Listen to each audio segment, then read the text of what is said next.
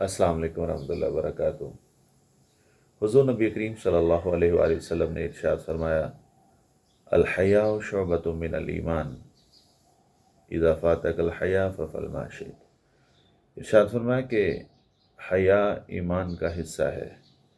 پھر فرمایا کہ جب تم میں حیا ختم ہو جائے تو پھر جو مرضی کرو۔ مطلب کیا ہے؟ حیا کو ایمان کا حصہ قرار دیا ہے۔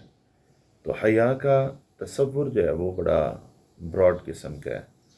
مثلا گناہوں سے بچنا یہ حیا ہے، رذائل سے بچنا یہ حیا ہے، گفتگو کے آداب اور آداب کا خیال کرتے ہوئے گفتگو کرنا یہ حیا ہے، لوگوں سے کس طرح ملنا ہے، کیسے ملنا ہے، اور لوگوں کی ملاقات کے آداب کا خیال رکھنا یہ حیا ہے۔